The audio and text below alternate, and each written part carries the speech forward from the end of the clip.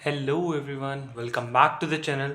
This is your friend Vansh, and today we are going to study the financial management, the cost of capital, the topic of cost of capital under the financial management. It's going to be the video number 4. तो ये video number 4 होगी हमारी. तो इसमें हम देखेंगे cost of capital होता क्या है, उसकी डेफिनेशन, देन उसके बाद उसकी इंपॉर्टेंस, कुछ उसकी इंपॉर्टेंस होंगी, देन उसके बाद competition of cost of capital, यानी कि कॉस्ट ऑफ कैपिटल को फाइंड आउट करने के कौन कौन से मेथड होते हैं और कैसे फाइंड आउट करते हैं.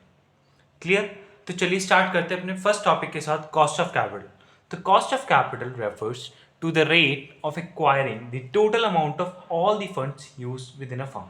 मतलब ये एक कॉस्ट ऑफ कैपिटल वो होता है, ये एक ऐसा रेट होता है जिससे कि हमें पता चल सके कि अगर हम कोई भी एक लोन ले रहे हैं या किसी भी तरह से अपने कंपनी में, अपनी ऑर्गेनाइजेशन में फंड्स का इन्फ्लो करवा रहे हैं, तो उनको किस रेट से पेमेंट करनी पड़ेगी. किस रेट से पेमेंट मतलब कि क्या उस पर कोई इंटरेस्ट है, क्या उस पर कोई डिविडेंड पे करना पड़ेगा, या उस पर कुछ ऐसा तो नहीं कि डिविडेंड भी हो और कुछ उसकी प्रिंसिपल अमाउंट हमें रिटर्न करनी हो.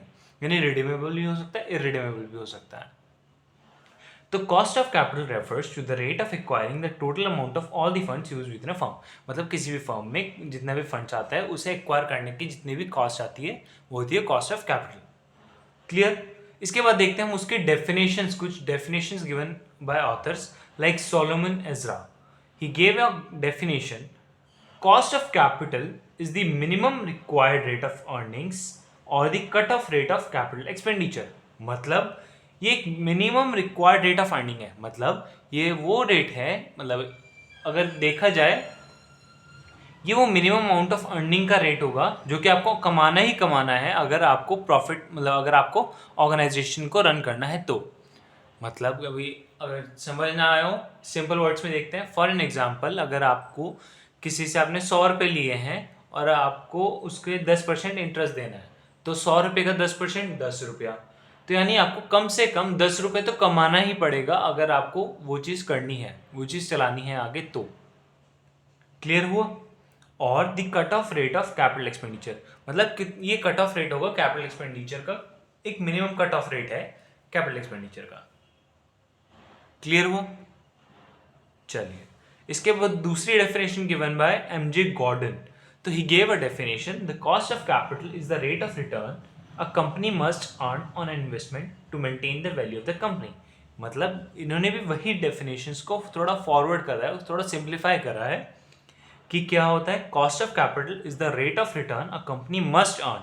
मतलब इतना तो अर्न करना ही करना है ऑन एन इन्वेस्टमेंट, जो भी इन्वेस्टमेंट करेगी, जहाँ पे भी इन्वेस्टमेंट करेगी उस पर, to maintain the value of the company. Company की वैल्यू को मेंटेन करके चलना है तो, यानी उसकी रेपुटेशन, उसकी फर्म की गुडविल, उसे अगर मेंटेन करके चलना है तो इतना मिनिमम अमाउंट ऑफ रिटर्न तो उससे मिलना ही मिलना चाहिए इन्वेस्टमेंट पे. क्लियर. तो ये था हमारा कॉस्ट ऑफ कैपिटल का एक ब्रीफ इंट्रोडक्शन. इसके बाद देखते हैं कि इंपॉर्टेंस क्या रहेगी कॉस्ट ऑफ कैपिटल की हमारी ऑर्गेनाइजेशन के लिए. तो सबसे पहले इंपॉर्टेंस है importance to the capital budgeting decision. यानी कैपिटल बजटिंग डिसीजंस लेने में ये हमारा कॉस्ट ऑफ कैपिटल बहुत एक इम्पॉर्टेंट फैक्टर या इम्पॉर्टेंट रोल प्ले करता है. जैसे it it provides a cut off rate of earning, यानी एक मिनिमम अमाउंट ऑफ अर्निंग का रेट ही प्रोवाइड करता है, so that comparison between the projects to be chosen becomes easy. कि हमारे अगर हमें प्रोजेक्ट्स चूज करने कि ए में इन्वेस्ट करूँ या बी में इन्वेस्ट करूँ, उनका जो कंपैरिजन होगा वो इजीली हम कर सकते हैं अगर हमारे पास कॉस्ट ऑफ कैपिटल हो, यानी एक मिनिमम अमाउंट ऑफ अर्निंग हमारे पास होगी तो. फॉर एन एग्जाम्पल, अगर वही केस मैं अगर लूँ, आपको 100 रुपये चाहिए, आपको 10% का इंटरेस्ट देना पड़ेगा, तो आपको मिनिमम कितना अर्न करना पड़ेगा ये आपको पता है कि 10%. फॉर एग्जाम्पल, आपके पास दो ऑप्शन है, आप वो 100 रुपये आप तो चाहे ए प्रोजेक्ट में लगा दें चाहे बी प्रोजेक्ट में लगा दें, चाहे आप ए प्रोजेक्ट में लगा सकते हैं या बी में. अब फॉर एन एग्जाम्पल, अगर ए में आपको 8% का रिटर्न मिल रहा है वेरएज बी में 12% का, तो आप कहीं ना कहीं 12% वाले को एक्सेप्ट करेंगे, क्योंकि आपको कट ऑफ रेट जो मीट कर रहा है वो बी प्रोजेक्ट कर रहा है रेदर देन ए. क्लियर हो. तो इसमें comparison between the projects chosen becomes easier. ठीक है. इसके बाद है importance to the structure decision. Structure decision का क्या मतलब हुआ कि हमें कैपिटल स्ट्रक्चर डिसाइड करने में भी वो हेल्प करता है. कैसे? It helps in selection of a optimum capital structure. Optimum मैंने बताया था बेस्ट, ये होता है best capital structure, so that company और a firm can work more efficiently. मतलब कि हमें एक बेस्ट कैपिटल स्ट्रक्चर डिसाइड करने में ये मदद करता है, ताकि हमारा जो कंपनी का पे ऑफ करना पड़ेगा या उस पर कोई लाइबिलिटी होगी वो मिनिमम रहे और उसकी अर्निंग या फिर प्रॉफिट मैक्सिमाइज हो सके। ये होता है कैपिटल स्ट्रक्चर में हेल्प करते हैं। क्लियर हो? इसके बाद आता है helpful in evaluation of the financial performance. अभी हमारी फाइनेंशियल परफॉर्मेंस को इवैल्यूएट करने में भी हेल्प करता है। अब वो कैसे? It helps to compare the actual performance और return with the expected return and finding out the best project to be invested. मतलब कि हमारा जो एक कंपैरिजन में हेल्प करता है, यानी हमारा एक्चुअल कितना रहा और हमने पोटेंशियल यानी डिजायर्ड कितना था, अगर वो दोनों मीट कर रहे हैं यानी इक्वलाइज हो रहे हैं तो ठीक है, आप वो प्रोजेक्ट कंटिन्यू कर सकते हो। रेदर देन अगर आपने एक्चुअल जो है वो कम निकलता है पोटेंशियल से, तो आपको कहीं ना कहीं ये जो प्रोजेक्ट होगा ये आपको ऑमिट करना पड़ेगा, इस एग्जिट लेना पड़ेगा। तो कहीं ना कहीं आप इससे एग्जिट ले लेंगे क्योंकि आपकी जो कट ऑफ रेट है वो भी मीट नहीं कर पा रही। वेयर एज अगर आपका एक्चुअल ज़्यादा हो जाए पोटेंशियल से, तो आप उसे 101% कंटिन्यू करेंगे और हो सकता है आप उसे थोड़ा इन्वेस्टमेंट और इंक्रीज कर दें। क्लियर हो? तो it's helpful in evaluation of the financial performance of the firm organisation. इसके बाद D for deciding about the methods of finance. Methods of finance का मतलब क्या हुआ कि हमें किस किस सोर्स से हमें फंड का अरेंजमेंट करनी चाहिए ताकि हमारे बेस्ट पॉसिबल वे में हमारा ऑप्टिमम कैपिटल स्ट्रक्चर डिसाइड हो सके, या हमारे लिए कौन सा सोर्स बेस्ट सूटेड रहेगा इन द गिवन कंडीशन या फिर इन द गिवन सिचुएशन। तो finding out the best source of funds when needed so that cost of finance और कैपिटल गेट्स रिड्यूस। मतलब जिस समय हमें नीड है फंड्स की, तो उस समय हमारा बेस्ट पॉसिबल सोर्स कौन सा रहेगा जिससे कि हमारा मिनिमम लायबिलिटी और मैक्सिमम रिटर्न हो सके। क्लियर? इसके बाद आता है E for taking the financial decision. Financial decisions को लेने में भी ये बहुत हमारी मदद करता है। अब वो कैसे करता है? देखिए, taking various financial decisions effectively so that company gets the optimum financial structure and maximum rate out of the return of the maximum return out of investments।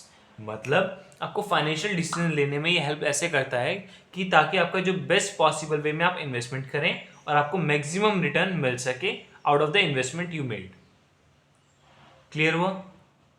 चलिए, हमने दो टॉपिक कर लिए। हमने अभी करा है कॉस्ट ऑफ कैपिटल का ब्रीफ इंट्रोडक्शन क्या होता है, उसके बाद हमने देखा कि importance of cost of capital हमारे क्या क्या होती हैं। कुल मिला के 5 है। ज़रूरी नहीं है कि यही हो, और भी हो सकती हैं। आप अपने दिमाग लगा के इसमें आप और भी बना सकते हैं। ये एक मैंने ब्रीफ आपको देने के लिए, आपको एक आइडिया देने के लिए बताया कि कैसे कैसे कर सकते हैं, किस किस हेल्प में ये हमारी मदद करता है, किस किस तरह से हमारी हेल्प करता है।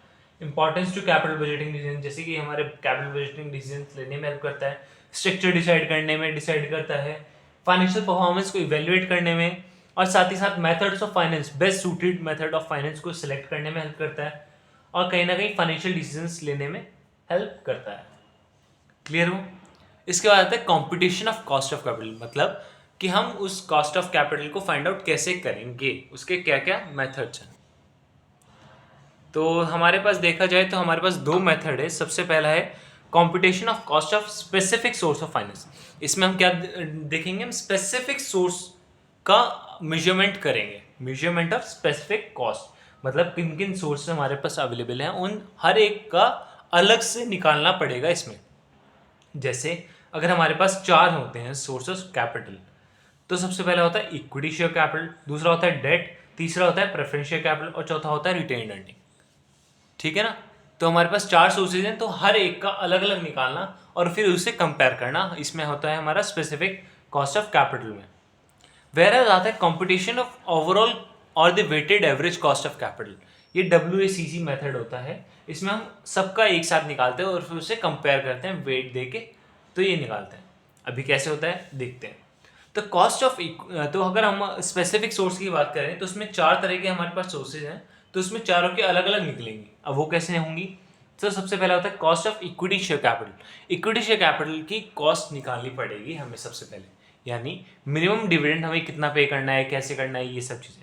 तो इसके 3 मेथड होते हैं। एक होता है अर्निंग यील्ड मेथड, एक होता है डिविडेंड यील्ड मेथड, एक होता है डिविडेंड प्लस ग्रोथ मॉडल। अभी केवल मैं ब्रीफ इंट्रोडक्शन दे रहा हूँ, इसके बाद मैं एक मेथड को स्पेसिफिकली आपको डिटेल में एक्सप्लेन करूंगा आने वाली वीडियोस में। दूसरा होता है डिविडेंड यील्ड मेथड, तीसरा होता है डिविडेंड प्लस ग्रोथ मॉडल। ये होते हैं तीन हमारे cost of equity share capital निकालने के मेथड्स। इसके बाद आता है कॉस्ट ऑफ डेट। अब कॉस्ट ऑफ डेट निकालने के दो मेथड होते हैं, इरिडीमेबल और रिडीमेबल। ऐसा होता है क्योंकि डेट जो होती है दो तरह की हो सकती है, इरिडीमेबल भी हो सकती है और रिडीमेबल भी। अगर वो इरिडीमेबल होगी तो केवल उसमें इंटरेस्ट फैक्टर को देखा जाएगा, वेरएज अगर वो रिडीमेबल होगी तो इंटरेस्ट के साथ साथ प्रिंसिपल अमाउंट जो हमें पर ईयर उसे रिटर्न करनी है हमें वो भी देखना पड़ेगा कॉस्ट ऑफ डेट में, अगर वो रिडीमेबल होगी तो। क्लियर। इसके बाद आता है cost of preference share capital. Preference share capital भी हमारी दो तरह की होती है, एक रिडीमेबल होती है, एक इररिडीमेबल होती है। अगर इररिडीमेबल होगी तो केवल इंटरेस्ट फैक्टर को देखेंगे, वेराइज अगर रिडीमेबल होगी तो हमें इंटरेस्ट प्लस प्रिंसिपल दोनों देखना होगा। ठीक है। इररिडीमेबल होगी तो केवल इंटरेस्ट, वेराइज अगर रिडीमेबल होगी तो इंटरेस्ट के साथ साथ हमें प्रिंसिपल को भी देखना पड़ेगा जो पर ईयर हमें रिटर्न करना है। क्लियर। इसके बाद आता है कॉस्ट ऑफ रिटेन अर्निंग। इसे हम अपॉर्चुनिटी कॉस्ट मेथड भी बोलते हैं, क्योंकि अगर हम रिटेन कर रहे हैं तो कहीं ना कहीं अगर वो पैसा हम हो सकता है डिविडेंड में डिक्लेयर कर दें, हो सकता है किसी और इसमें इन्वेस्ट कर लें, वो होता है रिटेन अर्निंग। तो इसमें अपॉर्चुनिटी कॉस्ट मेथड देखा जाएगा। दूसरी तरफ आए तो देखा जाता है कॉम्पिटिशन ऑफ ओवरऑल और weighted average cost of capital. इसे हम WACC भी बोलते हैं। इसका मेजरमेंट कैसे होगा? सबसे पहले इसके कुछ 4 स्टेप हैं। तो सबसे पहला स्टेप होगा calculate the cost of specific sources. यानी जैसे हमें स्पेसिफिक सोर्सेज की कॉस्ट कैलकुलेट करती पहले में, तो उसी तरह हमें स्पेसिफिक सोर्सेज की कॉस्ट कैलकुलेट करनी है। देन उसके बाद उन्हें वेट असाइन करने होंगे। अब वेट असाइन किस किस मेथड पे हो सकते हैं? 3 मेथड्स पे हो सकते हैं या फिर 3 फैक्टर्स पे हो सकते हैं। सबसे पहला बुक वैल्यू के, दूसरा होता है मार्केट वैल्यू पे, तीसरा होता है मार्जिनल वैल्यू पे। तो हमारे पास 3 मेथड हैं जिनसे कि हम वेट असाइन कर सकते हैं उन कॉस्ट को। तो बुक वैल्यू, मार्केट वैल्यू या फिर मार्जिनल वैल्यू, ये 3 मेथड होते हैं। इसके बाद हमें क्या करना होगा स्टेप 3 में? Specific cost multiplied by assign weight. मतलब जो हमने स्पेसिफिक कॉस्ट कैलकुलेट करी है मल्टीप्लाइड बाय असाइन वेट, जो भी हमने उन्हें वेट असाइन करे हैं पर कॉस्ट को, तो उसकी मल्टीप्लाई होगी। जो हमारा सम निकलेगा, जो मल्टीप्लाई करके आएगा, वो होता है हमारा WACC यानी weighted average cost of capital. यानी पर सोर्स के हमारे पास weighted average cost of capital आ जाएगी। क्लियर हुआ? आई होप आपको समझ आया होगा कि मैंने आज क्या पढ़ाया आपको। आज मैंने बेसिकली 3 चीज़ें पढ़ाई हैं। सबसे पहले कॉस्ट ऑफ कैपिटल होता क्या है, हमने कॉस्ट ऑफ कैपिटल की डेफिनेशन देखी थी, उसे ईजी लैंग्वेज में समझा था। देन उसके बाद हमने देखा कि इंपॉर्टेंस क्या होती है कॉस्ट ऑफ कैपिटल की, regarding the capital budgeting, regarding the structure decision, regarding the financial performance evaluation and for deciding about the method of finance methods में डिसाइड करना कि कौन सा बेस्ट सूटेड रहेगा। देन उसके बाद फाइनेंशियल डिसीजंस लेना, वो सब चीज़ें। इसके बाद था हमारा competition of cost of capital की कॉस्ट ऑफ कैपिटल को किन किन मेथड से क्या क्या कैसे कैसे निकाल सकते हैं। तो इसमें हमारे पास 2 थे, एक स्पेसिफिक सोर्स ऑफ फाइनेंस निकालना, एक होता है वेटेड एवरेज या फिर कॉम्पिटिशन ऑफ ओवरऑल और weighted average cost of capital निकालना।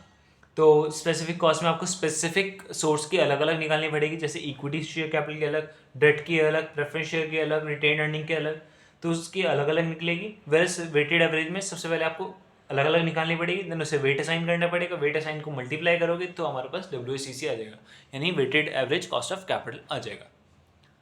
क्लियर हुआ होगा? तो आज की वीडियो में बस इतना ही देखते हैं। मैं ज़्यादा लंबी वीडियो नहीं बनाऊंगा ताकि आपको बोर भी ना हो और आपको अच्छे से समझ आ सके। कहीं भी कोई भी डाउट आता है आप कमेंट बॉक्स में ज़रूर लिखिएगा, मैं जल्द से जल्द उसका रिस्पॉन्ड करूँगा। तो thank you so much, that's all from my side today on